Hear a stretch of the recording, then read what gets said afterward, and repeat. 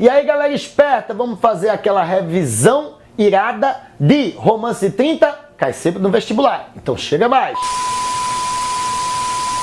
Tô passando por aqui para fazer uma revisão rápida, prática, direcionando aquilo que pode cair no vestibular sobre Romance de 30. Então, primeira coisa, pessoal, Romance de 30 ou Geração de 30 corresponde à produção da segunda fase do modernismo. Como é romance, é uma produção em prosa. E essa produção em prosa se destaca como caráter neorrealista. O que é o neorrealismo? É aquele tipo de movimento que retoma a visão realista. É o modernismo realista, onde o autor vai ter o despojamento, a liberdade de criação, a linguagem popular, típicas do modernismo, mas com um viés voltado à verossimilhança, à contemporaneidade, à denúncia social do realismo. A fusão de modernismo com realismo faz o que chamamos de neorrealismo, e o tipo de romance principalmente divulgado nessa época será o romance regionalista nordestino. Por isso mesmo, pessoal, os principais autores do Romance de 30, que são aqueles autores da segunda fase do modernismo no campo da prosa,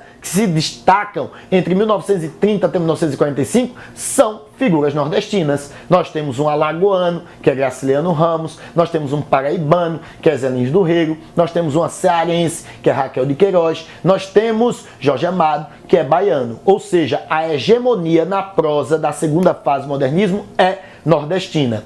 O que seria esse romance regionalista nordestino que eles decidiram trabalhar? Romance é uma longa narrativa em prosa, ou seja, são textos narrativos que são produzidos na segunda fase do modernismo na prosa.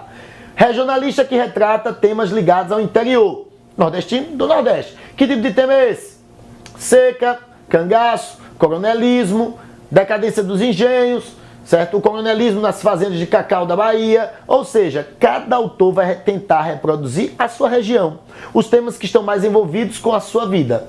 Por quê? Porque a verossimilhança obriga o autor a ter essa postura. O que é a verossimilhança? É a capacidade de um texto ser ficção e parecer verdade. E como é que o autor faz isso? O autor, com muita coerência, ele vai buscar reproduzir em suas obras temas que ele conheça, coisas que ele viveu. Vou dar exemplo, Graciliano Ramos. Graciliano Ramos é autor alagoano, nasceu numa cidade chamada Quebrangulo, morou numa cidade chamada Palmeira dos Índios, morou em Viçosa, morou em Maceió. E aí, suas obras? Suas obras reproduzem exatamente esses espaços. Tem uma obra dele chamada Caetés, que se passa em Palmeira dos Índios. Ele morou nessa cidade, foi prefeito de Palmeira dos Índios. Tem outra obra dele chamada São Bernardo, que se passa em Viçosa, ele morou em Viçosa. A outra obra dele chamada Angústia se passa em Maceió, ele morou em Maceió. Então, o autor consegue, com maior realismo, maior propriedade, reproduzir em seus textos verossimilhança quando ele reproduz coisas que ele viveu, coisas que ele conhece. E isso vai ser uma vertente típica dos autores da segunda fase. Vamos lá, falei já do Graciliano, não foi? Zé Lins do Rego, é natural de onde? Da zona da Mata Paraibana. Do que é que ele trata seus livros? Da decadência dos engenhos de cana-de-açúcar do Nordeste. Ou seja, uma temática que envolve o que ele viveu. O engenho do avô dele, onde ele nasceu, se criou.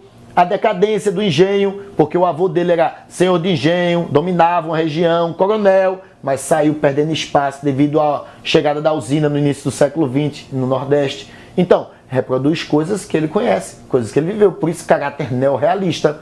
Raquel de Queiroz, cearense, viveu a seca, ela viveu a seca em 1915, ela tinha 5 anos, viu a família sofrer, e aí então ela vai tentar reproduzir em sua obra esses aspectos da seca, do cangaço, que são temáticas típicas do sertão nordestino.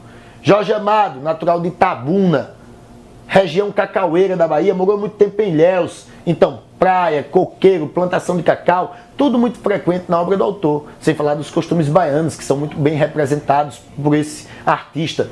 Então veja que cada autor é de uma parte do Nordeste, cada autor reproduziu em sua obra aquilo que ele viveu. E outra, é bom lembrar, viu? Romance regionalista nordestino não quer dizer que trate sempre somente de seca. Quem vai reproduzir a seca é quem vive no sertão, que conhece essa temática, conhece esse ambiente. Mas, por exemplo, o Jorge Amado, ele vai falar de seca em algumas obras, mas a principal temática dele é coronel, cacau, litoral da Bahia, sul da Bahia, certo? Quando você fala, por exemplo, de Graciliano Ramos, por mais que ele tenha uma obra chamada Vidas Secas, que é uma obra aqui de temática regional, falando de drama, de retirantes, as suas obras são primordialmente intimistas, abordando temáticas voltadas à traição, ao interesse, ao sentimento de posse. isso como exemplo, nós temos Caetés, São Bernardo, nós temos Angústia. Você vai ver Zé Lins do Rego, que tem Fogo Morto, que tem Doidinho, tem moleque, Menino de Engenho, Moleque Ricardo, que são todas obras voltadas à cana-de-açúcar, mas não viveu somente desse tipo de produção. Ele escreveu Pedra Bonita, que fala sobre cangaço. Ou seja, os temas são variados e o autor tenta reproduzir aquilo que ele está mais próximo em sua região. Quais são as qualidades desses romances? São romances de forte crítica social, tentando denunciar os problemas sociais nordestinos da década de 30. Aí você diz, professor, o que motivou esses artistas a terem essa postura? Simples. Teve uma conferência no Recife em 1926, chamada Conferência Regionalista do Recife. Quem liderou essa conferência foi um sociólogo pernambucano chamado Gilberto Freire. Sim, aquele que ficou famoso por produzir uma obra chamada Casa Grande Senzala. Ele orientou esses artistas nordestinos a trabalharem com temáticas voltadas à sua terra. Ele disse, vocês, como nordestinos, não podem ficar calados, senão vocês vão ser irresponsáveis. Vocês têm que olhar para a sua terra, olhar para a sua gente, tem que verificar os problemas e tem que falar alto, gritar para o Brasil todinho entender os problemas sociais nordestinos. E aí surgiu o grupo de autores mais populares do Brasil. Você vai encontrar em qualquer vestibular do Brasil. Graciliano Ramos, Raquel de Queiroz, Jorge Amado, Zé Lins do Rego. Ou seja, uma época muito produtiva, uma época de atividade preciosíssima para a literatura brasileira. Ok?